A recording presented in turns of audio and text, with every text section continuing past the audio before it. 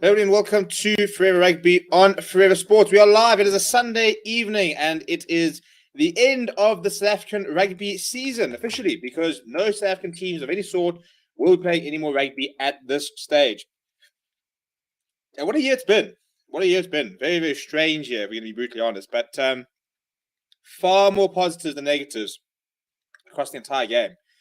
And I think that I think South African rugby is just in a very, very good space at the moment. Obviously, there's still a lot of steps we can take, and still a lot of very defining sort of decisions that need to be made in terms of competitions, in terms of where we're moving forward, in terms of coaches and certain places and stuff like that, and structures. But generally, I think South African rugby is in a pretty good space at the moment. We've been talking a little bit about tonight about just the weekend, really, and what it sort of showed us, especially if you're looking at sort of the dominance in the men's game. With we officially finished 2021 as the top ranked 15 side, as well as the top ranked 7 side in the world. I don't think South African rugby has ever been this dominant. Still got a bit of way to go in terms of getting the women's game really up to speed. Need to get our women's sevens team going and playing in the HCBC Rugby Sevens tournaments, and we want to try and get the 15s more sort of going. So still quite a lot of development to do with the women's game, but men's game, I tell you what, what more can you ask for? When if you had told you at the beginning of the year, right, cool, by the end of the year we're going to be the top ranked side in both 15s and 7s game, you'd sort of bite your hand off and you'd take it. So it has been a fantastic year, and I think it also United Rugby Championship hasn't been the start you would have liked. But I think we're seeing a couple of key sort of metrics that I think things will start to change. And what's been quite interesting is that I think if you look at the log, especially the South African log, it's almost a reverse of what we probably expected it to be in terms of where the teams are currently from a South African perspective. So it's been a slightly slow start to life in the URC, but I also think that there are a number of contributing factors towards that. We do take a while for our teams to sort of settle into the playing style, to the teams they're playing against, to getting sort of rebuilding squads. You think of the rebuild that's having to happen at a lot of different unions. So it's going to be an interesting few months. Obviously, this isn't the end of the rugby season; it's just the end of the year. So we're going to do a couple more sort of yearly wrap-up videos as the month goes. This week, we're going to have 5 things learned from the Springboks. That'll be coming out on Tuesday. Tomorrow will be our URC roundup. We're going to be doing a couple of other sort of general videos. This week, we're going to be releasing a video on hopefully the top players in the world. We're going to be doing, if you're interested, we're going to be trying to do a reaction video to all the Springbok tries. We're going to go through all the Springbok tries and have a look at them and stuff like that. On my channel, I'm going to be doing a reaction video to the New Zealand tries as well and stuff like that. So we've got quite a lot of content still to come up. But the reason we're doing this live show tonight is because I will not be live at all this week because I am away. I'm going on, I wouldn't say a holiday, I'm going on a golf tour, but it's the first time going away and not working since I can imagine, actually. So it's the first. So I'm taking 4 days, and I'm just going to leave this all behind for a little bit, which is going to be the first time I've done it since we started the channel, which is quite weird. But I think I just need a bit of a break. So I just thought we'd jump on here this evening and just have a chat. Let's just reflect on where we are as a rugby nation. Because I was just watching that sevens yesterday, and I was just sitting there thinking, for all that there's been so much negativity around COVID-19 and the sports stuff like that, it's just been such every single time. What is it about South African sport that whenever things are going badly, whenever there is reason to be quite upset, we just find reasons to be positive, and there's always a team, a moment, a series which gives us sort of reason to keep sort of believing, keep hoping. And I mean, Rusty Rasmus today released an absolutely brilliant video, which is a very good laugh. It's on the Forever Rugby channel if you want to go and check that out. Wrestling with his dog, and a couple of comments he made, definitely directed at World Rugby, which is a good laugh. But so Louis says sevens. Hi Steve, you managed to quickly check the post I made on Discord. I haven't been on Discord, so I've been packing. I'll maybe try and check it out tonight, and I'll try and answer it over the next couple of days. Louis says, who is the best sevens SA player? Depends. I mean, on current form, we're talking about in theory, who is our sort of talisman within the squad. I mean, there's so many fantastic players in that squad.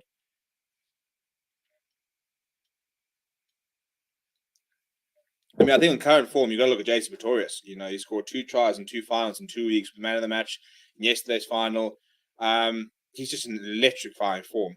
I think the best player in the squad at the moment is probably Salvin Davids. He is your sort of your main man. He does everything that's good. Often comes around with Salvin Davids being involved. Zane Davids is a very important player within the structures in terms of sort of like that Frankie Horn, that bit of a bigger sort of presence, like almost like a Werner Koch type sort of player who's a little bit bigger, obviously still has plenty of pace. Very important player on a defensive sort of aspect. Obviously, Shakespeare is up, your captain, is devastating off that left wing. So I'd say on current form, probably Jason Pretorius is just the man who's just playing unbelievably good rugby at the moment. I think genuinely talent-wise, I'm a massive Salvin Davids fan. I just think he's blooming terrific and makes, he's a bit like a Kanyam when you watch him, isn't he? He just makes rugby look easy. There are just those players that you get, which they just make the game look easier than it should be.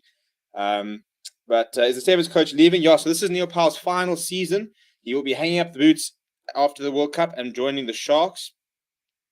So, yeah, I think I'm interested to see what he can do with the Sharks, because I think the Sharks, we saw quite a decent performance on Friday, but I think there's so much room for growth with that side. There's so much talent there. And very interested to see how Neil fits into this, to the 15s game, and whether, he can even potentially take the next step up to Springboks, because he's brought so much success. You go look at the World Series 7 standings. I'm trying to remember where he took over. I think it was about 2013, 14. When did he become? He's still only 43, by the way. So he started coaching the South African Sevens in 2013. So he's been there for 8 years, and this is where they've come under Neil Powell. So I think his first season was, the 2014 season. Would have finished 2014. So his first season, we finished second. His second season, 2015, we finished second again. 2016, we finished second again. And then this is where it started turning up. So three back-to-back second places. In 2017, we won the World Sevens champions. 2018, won World Sevens. 2019 was the bad one. That came fourth. 2020, we came second to New Zealand. And 2021, that was before it was all sort of wrapped up. But 2021, we had those 2 games, which we won. So in theory, we won that one. And then 2022, we currently sit on 44 points after 2 tournaments, 2 back-to-back titles. I mean, it's just an unbelievably good side. Obviously, also the bronze medal at the Olympics 2016, Commonwealth gold, Commonwealth bronze, I think it was, back in 2010. Obviously, this year was a bit disappointing from the Olympic side, but I think there are a lot of factors which sort of played into that part. Let's start with Werner Koch's jersey jacket. Yeah, it's a horrible story there with Werner Koch having lost all his Sevens jerseys from a storage unit in Cape Town. The owners of the Sharks have joined together a couple of people, and they put up a 100,000 Rand reward if you can find those jerseys and bring them back, which is a massive gesture. So hopefully that we find those jerseys, because I hate stories like that. You hear people with Olympic medals being stolen and jerseys being stolen and trophies being stolen. And it's just so frustrating, because you're going to steal a Werner Koch jersey, and what are you going to get for it? Are you trying to sell it? Are you just wearing it because you need clothes? And like you sell it, you steal an Olympic gold medal, which is invaluable. And first of all, you're definitely not even going to get the blooming value of whatever the medal's worth. But it's somebody's entire life's dedication has gone towards earning that, and then someone is just selling on the black market or whatever for. And obviously, there's a lot to talk about when it comes to the crime and stuff like that. People are desperate, but it's just so sad when those sort of things go missing, because it's horrible. It's like if I were to ever get 100,000 subscribers and get that 100K silver play button, and then somebody steals it, like, what are they getting out of it? But that was mine. Louis says, do you think Rugby will push for Springboks 11 jersey if he goes to 15s? I think he's too small. Not that, again, we know too small. I don't think he's really suited to the 15s game. I don't think he'll be able to make that transition. And you know what?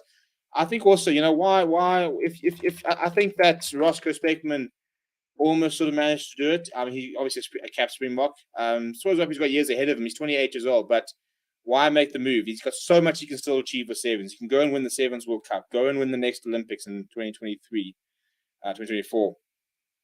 Go and win a couple of World Series, go down as one of the best Sevens players we've ever had. I think that obviously money-wise is better with 15's game, but hopefully that will start to change.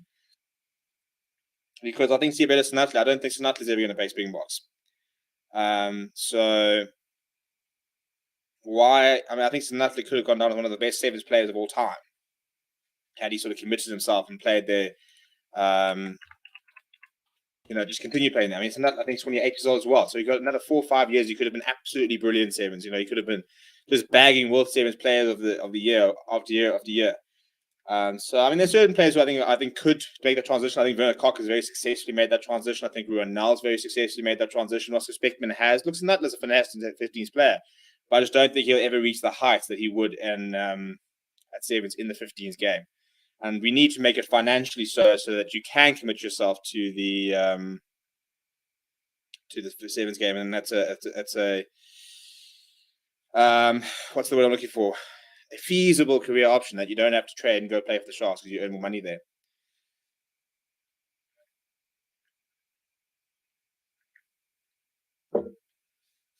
TS Game says, "Yeah, I wonder Sanatley is gaining money more for playing the URC round." I'm pretty sure I'm pretty sure your contract as a Stormers player is probably bigger than as a Blitzbach. I think it has to be. I think that's the only reason that these players will be leaving it behind because why wouldn't you otherwise? Don't forget about Kwaka's transition. Yeah, look, Kwaka's another one. Yeah, I mean, he was Kwaka Smith, Warren Whiteley, Seeking was in Notches. Those are the sort of players you can just do both. The players who tend to be forwards in the 15s game, I think, have a much better transition because when you've got that skill set and you've got that pace and you can bring that to the 15s game, that gives you something like that's an edge, Whereas Sanatley going, what does Sanatley bring to the 15s game from being from a sevens experience? Probably slightly better ball skills than your average wing, but similar sort of type of pace and stuff. Whereas like a Warren Whiteley, a Kwaka Smith, when they move to the sevens game, to the 15s game, what are they bringing? First of all, Warren Whiteley had physicality he needed in the 15s game anyway, but suddenly you've got a forward who's as fast as a backline player, has got the skill set of a backline player, can tackle like a forward, can hit rucks like a forward, and suddenly you've got a really interesting sort of mold there. But there are a lot of players who have successfully done it. As somebody says, Ches and Colby has done it. There are a lot of players who have done it. There's a lot of players who do it the other way. Look at Brian Abana. Brian Abana went to play sevens. And managed to make the transition. So there are a lot of players who can do it. I'm not saying that no player should ever not do it, but I think there are certain players who I just think would go on to become phenomenal sevens players. Talking like iconic sevens players who wouldn't make but I don't think will make in the 50s game. I think Sanatley sort of, for me, fits into that category. He's got a Commonwealth gold, he's got a Olympic bronze, World Games gold. Former world, I think he won. Didn't win Sevens Player of the Year, but he was in the dream team and stuff like that. He could have gone down as one of the top try scorers of all time for South African sevens.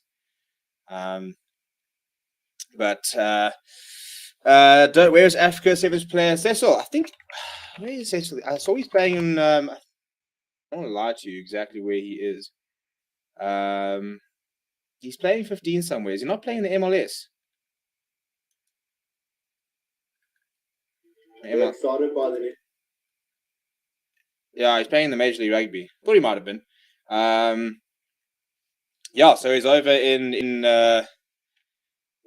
America playing 15. I mean, he's quite old these days. I think I'm sort of about 34, 35, I'd imagine, 33. I think also somebody probably left the sevens circuit a bit early, but I mean, he what more was he going to accomplish? I mean, he scored I think like 1,400 points in sevens, so he had done everything he needed to do in the sevens game. And so, go over to and earn some US dollars. Lekanya Ahmed 12 is a great prospect. It could be a good backup to Damon Delaney should he get injured. Touching wood, Willemse should go to another union so we can get better depth exposure. Yeah, I'd like to see Damon Willemse play at 12 as well, but more in the URC. So Africa's playing the MLR. There we go. Cheslin Colby's transit was epic. Sanatley was a big letdown going into 15s. What about wingers in 15s? Who should consider sevens like Kwana or Tamwe? Yeah, Rabs would be a good sevens player. I want to see a Similani would be a sensational sevens player. He's got everything. I was watching him yesterday, and he's just he's probably one of the most electric centers we have, like in terms of their creativity when they get the ball on hand. I mean, he's got that step and the acceleration he's got. I don't know what it is. He just always seems to manage to find meters. Looked very, very good yesterday. I think he's someone who would be a phenomenal sevens player. How would Archie do in sevens? He's got the hands, I suppose, but I don't think he's mobile enough. You've got to be so quick on your feet. You've got to be so agile to be able to move in and around thing. So I don't think he. I mean, I'm trying to think of players in the current Springbok forwards who might be able to make the transition, other than obviously Kwaka, who is from sevens background. Obviously, Noche was a former sevens player. If you're looking in and around South Africa scene, who would be a good sevens player? Which forward? I think more forwards rather than anywhere else would be a good sevens player.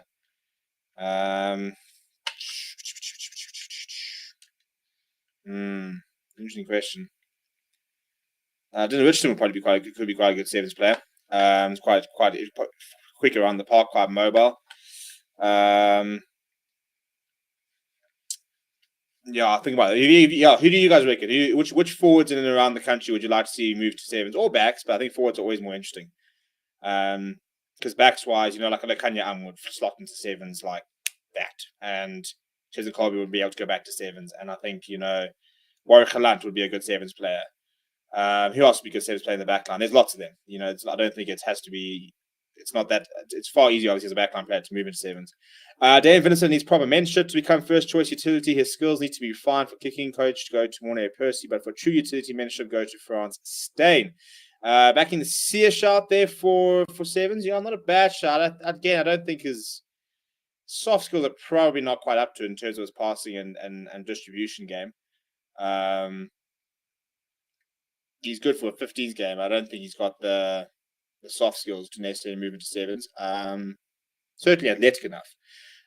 Brett Russell, Bretton Paulson, Bobby Skidstad, Colby, and a few more. Yeah, it's plenty out there. Marks might play sevens. Marks would just be a steamroll in sevens, wouldn't he? Probably not quick enough in and around the park. He's got deceptively good soft skills as Malcolm Marks. Always got a nice pair of hands out in the wing there when he used to find himself there for the lines. Pepsi Buthelezi, yeah, I could back the Pepsi shot. He could probably do it. Diamani's been part of this. I don't know why it didn't work for him when he went there.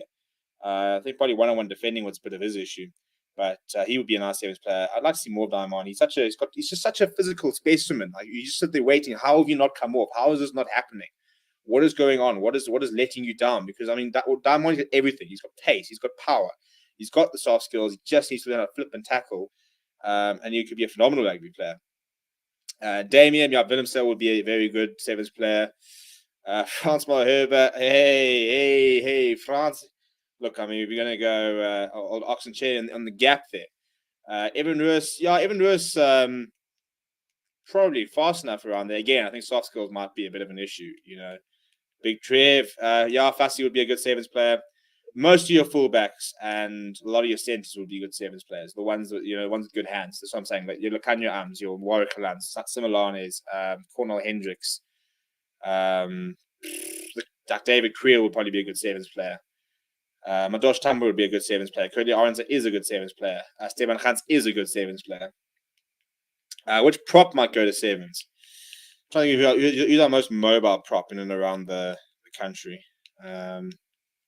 Not Carly Sardi, I'll tell you that much. That man is a flipping fridge. Prop going to sevens. Look, Oxford Chairs no slouch around the park. Yeah,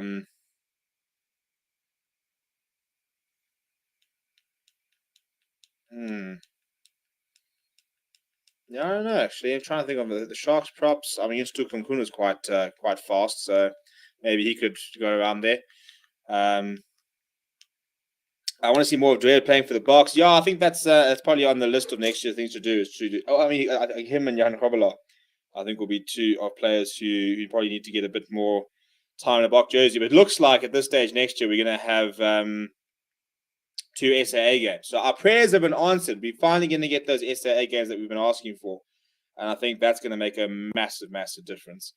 Because I think that when we get those SAA games, then Joseph David starts. And Willemse can start at 12, for example, and Similani can start at 13, and Apple Fast can start at 15, and we can have Radosh Tamwe, and you can have Evan Lewis at 8, and you can have Pepsi Buthelezi on the bench, and you can have Vince Tuka at 7, and we can have because I think like Vince Tuka, I think he can play for the SAA because it's not an official test cap. I'm not actually sure. I must actually check that. But you could have a front row of, let's say, Dweber, Carlu Sadi, and who's playing well at loosehead at the moment? I don't know. These are Koboka if you want to bring him back in, for example. Or, tell you, I like Sambiwa Mantanzima. I think he's a very talented young prop. But yeah, I mean, that's what we're saying for the SAA game. You know, we can actually start building a bit of depth, I think, very well through that. You can get 2 of those games, playing very similar sort of type of rugby, build the pipeline.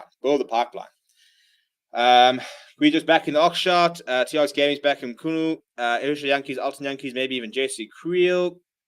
Yeah, I think a lot of 50s players would be good sevens players. Especially ones with good hands. I mean, Alton Yankees would be childish in the 7 circuit.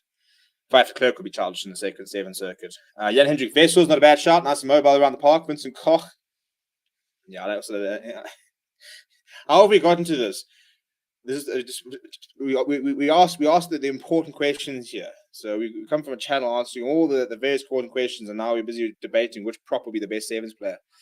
I love it. Good chat on a Sunday evening.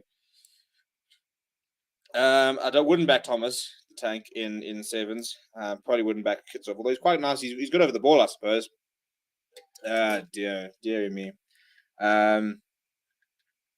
It's just so good to see the sevens team. I just think it's the one thing pipeline wise we've just gotten so right. It's just so good, and I just don't know how they do it. I mean, look, we know kind of how they do it. There's obviously the Sevens Academy and stuff like that, but just the amount of quality that we week in week out just comes through that Sevens Academy.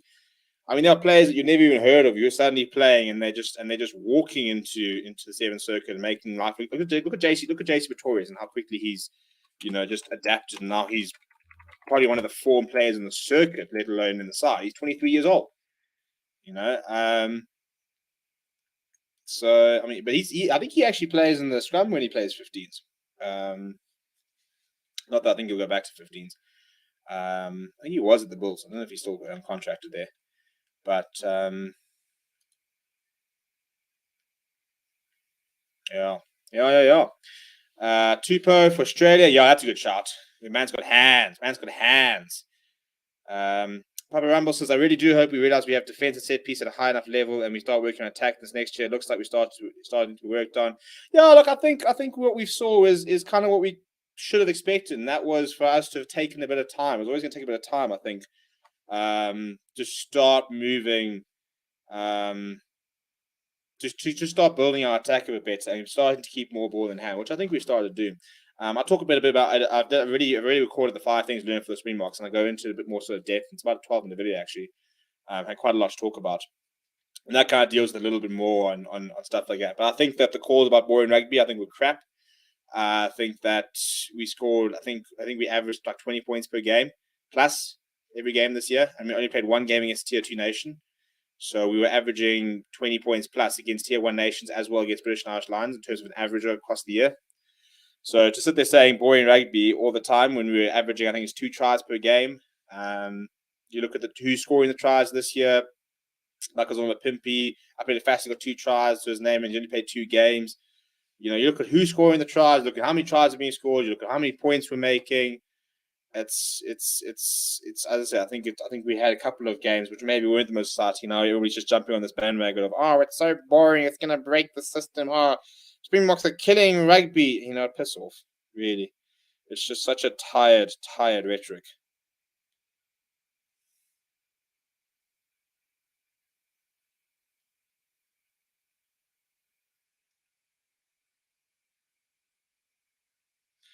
But what can you do, hey? What can you do?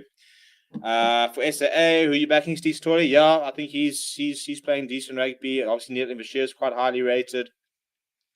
Papa Rom says, after all rounds, he was only planning on winning this next World Cup 2019. It was actually just a bonus. Yeah, look, I think if you can go back-to-back World Cups, that's how you sort of secure that legendary status. Although Flippy is just so entertaining. Go and check out that video on Forever Rugby. It's a really good laugh. Andre Esterhazen, talking about SAA, we can chuck him in there as well. Tyron Green needs to be involved in that. You could see Wilco Lowe. You could see not see Rand Alstad. I don't need to see him.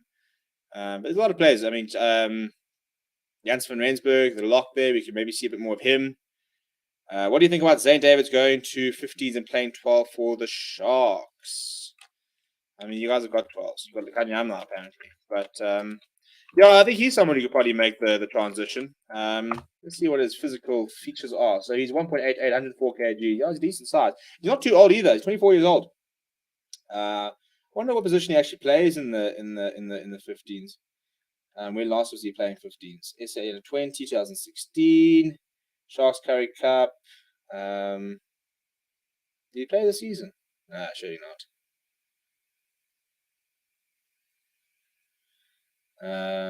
When else did he play a 15s game?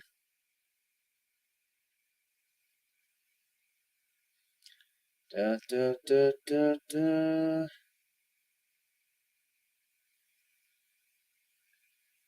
I don't know. Not seeing too much here. But yeah, he could be somebody. I suppose it could be worth investigating that sort of side of things. What's my point of food? Oh yeah, so let's look at the United Rugby Championship. What do you guys think? What do we think of the last weekend of results? Very interesting. You know, Sharks getting a victory over the Bulls, which I think when you look at the size is pretty expected. But let's be honest, coming from a Lions fan, I don't think anybody expected the Lions performance yesterday. But how much of a relief was it, not just for Lions fan, but for everyone to see that they can still play flippin' rugby? Look, I don't think the Stormers played well yesterday. I thought the Stormers were pretty ordinary, made far too many unforced errors. There is obviously the counter argument of you only play as well as you're allowed to play, and I think the Lions defended yesterday like I haven't seen them defend, I think, ever in the last sort of 5-6 years. 92% tackle success rate for over 200 tackles is unheard of for the Emirates Lions. But if they can do that week in, week out, and take the opportunities on the attack, which they did yesterday, they ran in 4 tries. It's a very nice looking side. Look at this. There's still a lot of quality difference, I think, between the Lions and a lot of the other sides. I mean, yesterday the Stormers were missing Stephen Kitsoff, Frans Moherber, Damian Willemse, Herschel Yankees. Who else were they missing? Anna Kleiber was ruled out because of COVID. Serge Peterson was ruled out with COVID. No, Juan de Jong yesterday. Paul de Vet. I don't know where Paul de Vet is. No, RJ Smith, whether he comes back or not. So they obviously a couple of players need to come back for the Stormers. To be fair, I mean, for the Lions, you've got to add in a Jordan Hendricks, although Phil Fred's ending played very well yesterday. But it was just a whole different Lions sort of side yesterday, which were willing to defend, willing to do the hard yards, and that was very, very positive because we need these guys to compete. And hey, they're actually currently sitting on top of the South African Shield. So if we look at the top of the South African Shield, it's actually the Bulls in last with 1 victory from 5 games. And not a single bonus point, whereas the Lions currently have 2 bonus points. They've won 2 games, lost 3, got 11 points at the table. Sharks in second place with 9 points, and Stormers on 7 points, who I thought were probably the side that looked the best on the tour. Thought Sharks looked good, but didn't really sort of, I don't know if they had fitness issues, but they just couldn't quite sort of see the games through.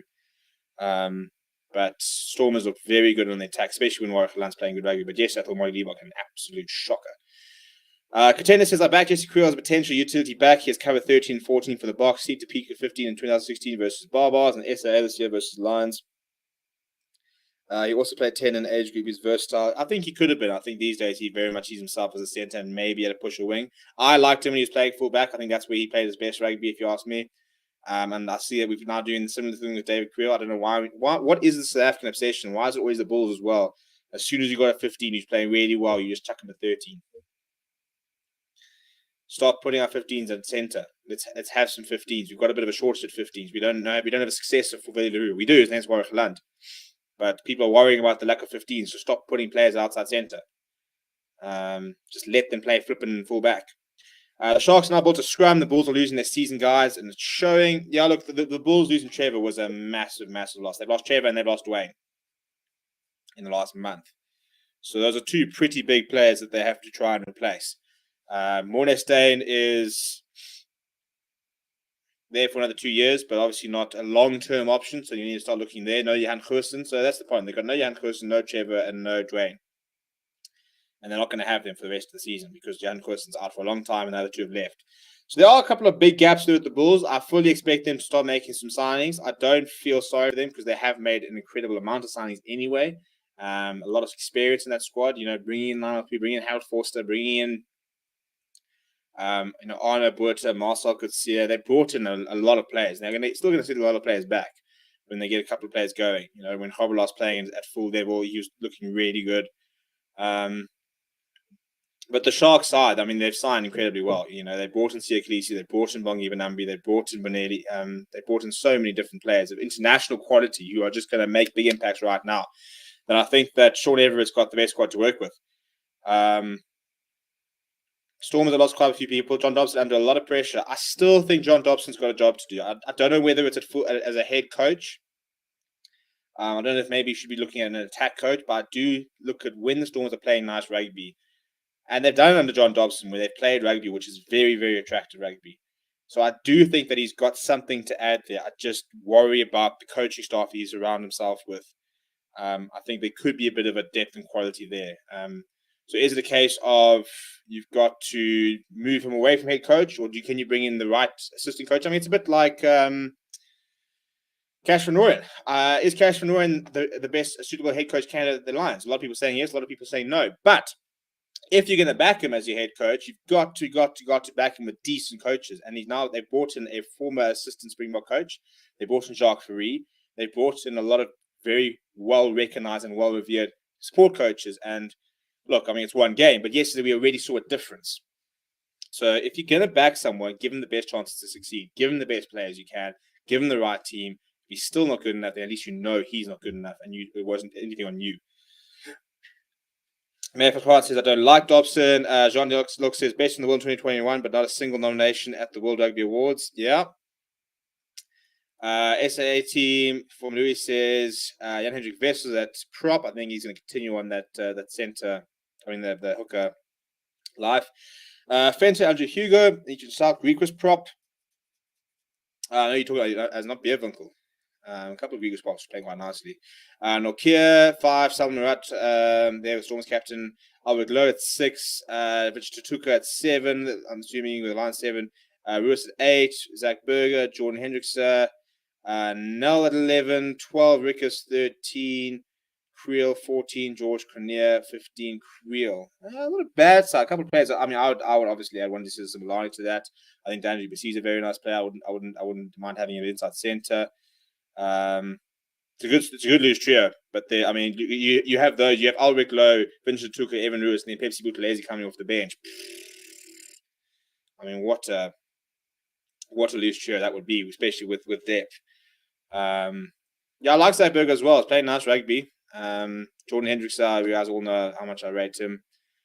I'm interested to see what happens to Jan Hendrik Wessels, because Jake White is going to make him a professional one way or another. He rates that kid so. I don't know if he's legally adopted him yet, but he's certainly putting up some paperwork, because that man just loves that kid. So interesting to see what will happen with him. Sean Faust says, I feel the Sharks will be the most dominant side in SA. They should be. With the squad they have, they've got no excuse not to be. I mean, the depth they've got across that entire team. They just get Buddha Chamberlain playing well. We've got Bonelli as well. It's got so many good players. I mean, you look at their scrum offs. They've got 3 players who've been in the Springboks setup. Without Ruan Pino, excluding Ruan Pino, they've got 3 players contract who have been part of a Springbok squad this year in Grant Williams, Jaden Hendrickson, and Snare Nahamba. It's ridiculous. It is honestly ridiculous.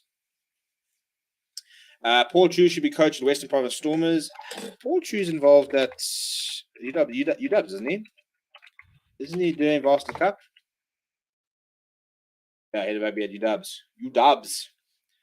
Yeah, it's a bit weird to go from Stormers head coach, Blitzbox head coach, to Stormers assistant coach, to UWC head coach. Look, I mean, not that Varsity Cup coaches, you can rise to the ranks quite quickly if you do it right. Andrew Pretorius currently coaching Pucker.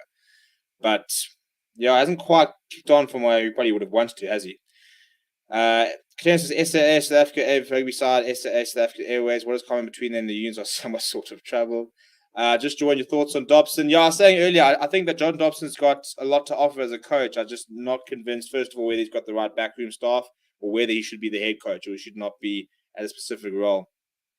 We've seen positive signs at a certain stage with the Stormers. I think that when they've played to the game plan they want to play a really nice brand of rugby, and they're capable of doing it, which is why I tend to want to give him a chance. But they're just underperforming results-wise. So you've got to make a change somewhere, whether it's his issue or backroom staff. you've probably got to make a change somewhere. If you want to try and get that Stormers union right. But also, to be fair, there's so much crap off the pitch and union and administration. So sort the union out and then sort out your coaches as well. It doesn't really, you need to stop being able to have issues with the off the ball instance. What about Edville pulling Snutler's hair out? What do we think about that? I think that was the most ludicrous yellow I've seen the entire weekend. I can understand a penalty at a push, but he is clearly trying to grab his jersey, accidentally grabs the hair because it's in the same area. As soon as he realizes it, he releases it, and it's a straight yellow card. I don't like that. I think it's a very dangerous precedent because, now any player with long hair, if you try and grab the jersey or in and around there, and suddenly you're being sent off. And I thought that was very harsh. He for me, clearly did not go for the hair. It's not like when Tristan Lace got tackled and they literally just grabbed his hair and yanked him down. I don't think that was the case at all. I think he genuinely made an attempt to try and grab the jersey, and Snutler's hair chills it around here, so he grabbed it by accident, and as soon as he did let go, and you bin him like that, I think that was very harsh. You got to look at foul play, and I don't think that was foul play. I don't think there was any intent on doing it. And look, foul play doesn't necessarily need intent. Shoulder to head, even if it was by accident, you can still get sent off. I just thought that was a stupid yellow. TRS Gary says, bring Bosch back. I miss his goal kicking. Very, very. I think Bosch needs to leave. I don't know where he's going to go, what he's going to do, but I think he's got to leave. If he wants to go on to do something, I think he needs to leave that union because I just don't see how he currently fits in. When I played a Fassi coming back, you've got other options of fly half. I don't see where Curran Bosch fits in. The Bulls actually could be an interesting move for him.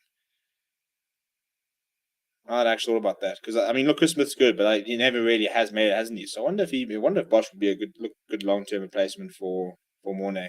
Well, I think he's go overseas. Who's the best defensive coach?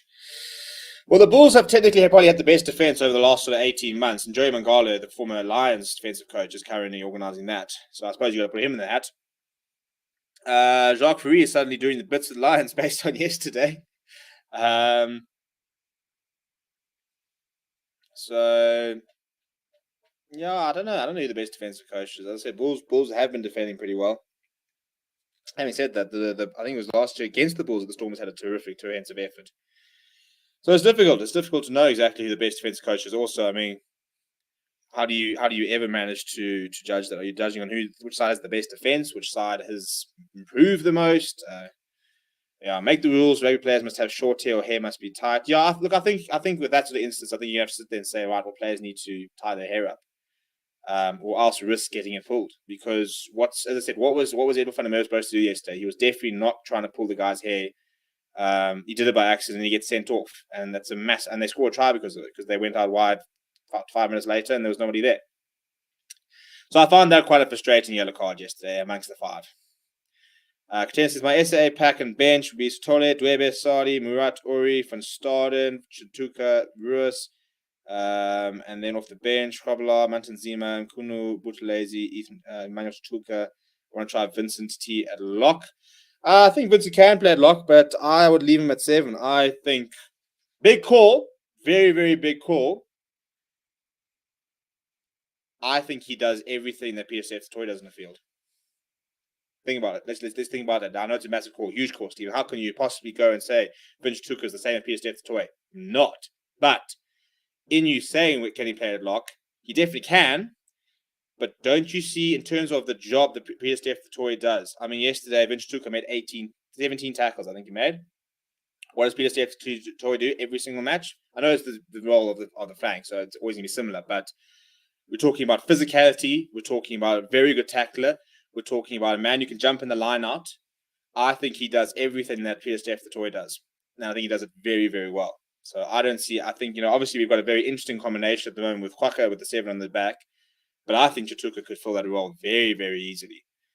And I think that he's good enough. I think if right now, if obviously I think Kwaka Smith's fantastic, and I'll keep Kwaka Smith, but I think if you were to put Chituka into the box in that 7 jersey and tell him to do the role Peter Toy does, I think he could do it quite well.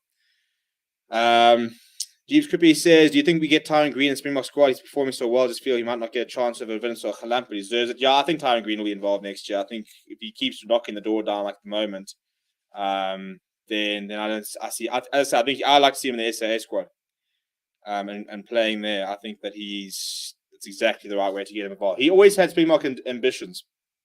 You know, when he left, apparently he even had a conversation with Rassie Erasmus and said, "I need to go overseas. For me, will that affect my Springbok chances?" And Rassie said, "Fuck you, World Rugby," and then said, "Yeah, no, you can." Didn't say that, but yes, he did say that. He said that Tyrone Green. He basically said that it wouldn't affect his chance of making the Springbok squad if he were to go overseas. So yeah, I think he will be involved quite soon. Is Vic Took eligible for SA now? No, not that I know of. Well, he still wasn't in October when I spoke to him. Still hadn't had passport issues.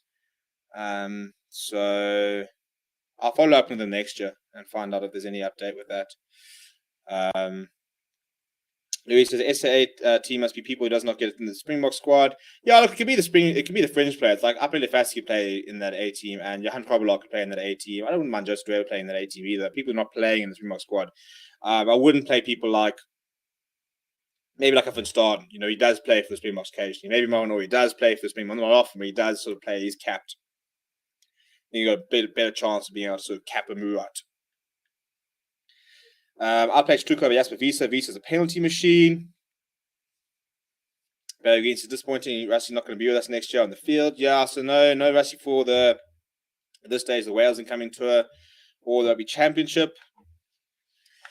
What I hope we don't do though is this, if we don't do play well, is just sort of jump on this whole thing and we can't do anything without Rassie, because I think that I know that Rassie Erasmus is a genius and he's done so much for SA Rugby. I definitely don't want to try and minimize the impact he has, but it really frustrates me that as soon as we lose, it's the rest of the coaching staff, and as soon as we win, it's only Rassie Erasmus. When we win, it's never Jacques Nienaber, but when we lose, it's always Jacques Nienaber's fault.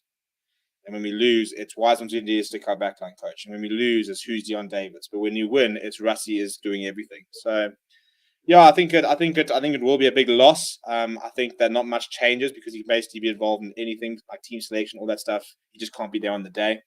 Can't be changed to them. So I suppose it gives a little bit of distance. They get to go and try and sort of prove their mettle by themselves, I suppose, without sort of that whole Rassie Erasmus thing. But I think we just need to move away from thinking that it's as simple as Rassie's there and Rassie's not.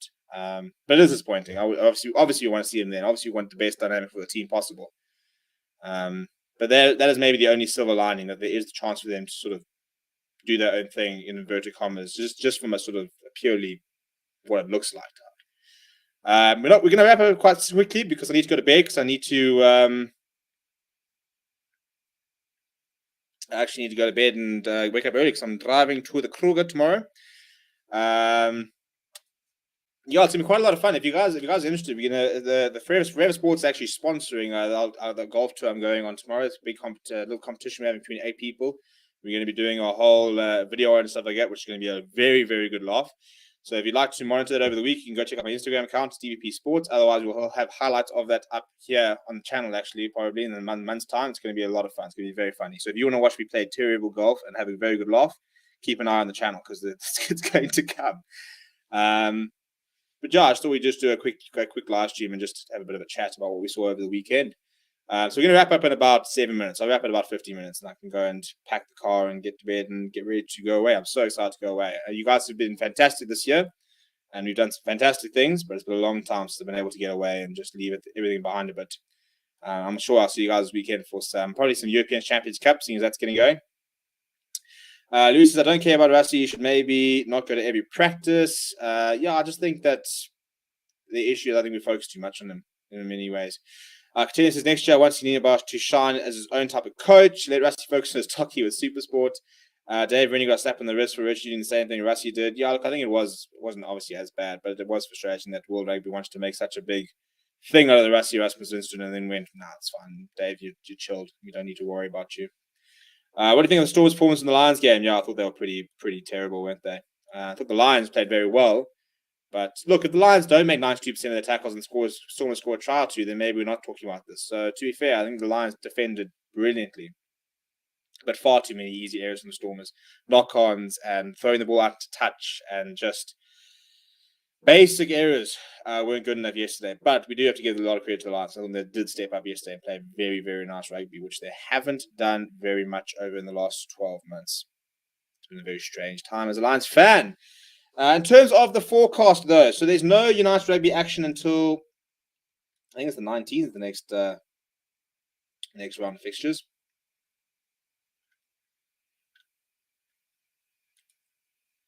Yeah, so next round of fixtures on the Friday, the 24th of December. So we've got a Christmas Eve fixture, Zebra versus Benetton. Then we've got Boxing Day. We've got Cardiff versus Scarlets. We've got Ulster versus Connacht. And we've got Ospreys versus Dragons, as well as Munster versus Leinster. Monday the 27th, we've got Glasgow Warriors versus Edinburgh. And then week 9, still no South African sides. We will have Dragons versus Cardiff, Connacht versus Munster, Scarlets versus Ospreys, and Ulster versus Leinster at New Year's Day rugby, which is very cool. And then Sunday, Benetton versus Zebra, Edinburgh, and then we start the SA teams. In theory, we'll get back to action on Friday, 7th of Jan. The Lions are in theory due over in Ireland to play Leinster. What a match. But until then, it is European Champions Cup and stuff, or the Heineken stuff, all starts this weekend. So we will be covering that. So don't stress. There'll still be plenty of rugby to watch and to chat about this December. Obviously, we're going to get very into our football, hopefully this December as well, because it's football season, and I want to try and do more footy. Also, a lot of cricket to do, and hopefully that with the India series being confirmed, hopefully try and get into the stadium and do some vlogs and stuff, which will be very fun. Contender says for Rugby World Cup 2023, I suspect it's going to be fun. Starden versus Visa for the final spot. Rusty can be our own bus driver, child games, get him an international driver's license. Yeah, I think there's a lot that can happen before then. So, yeah, probably early days to be talking about that final sort of spot. Lucy says, this was a great year. Cheers. See you when you watch again. Yeah, thank you very much to everybody who's been jumping on throughout the year. Did you hear about Thomas Lavanini being banned 5 weeks? Yeah, he's just a walking red car. He's bloody useless, that man. Loves the young man. But yeah, we're actually going to wrap up there because I've actually run out of things to say, to be honest. It does happen occasionally. It does happen. So thank you for jumping on. Bit of a short stream. Not too much going on in the world of rugby. Hopefully a bit more will happen over the week, and we can talk a bit more about that this weekend. But thank you for keeping us company over the weekend. We will be back hopefully this weekend for some live shows. Otherwise, we'll be back next week. Nothing live during the week because I'm away, but we will have content coming out every single day. So don't you stress. You'll still have your daily fix of Forever Sports content. Go and watch that the Rusty Rasmus video on Forever Rugby. Go check out my Instagram as well for pictures of the Crew Cup. It's going to be a lot of fun. And I'll chat to you guys all very, very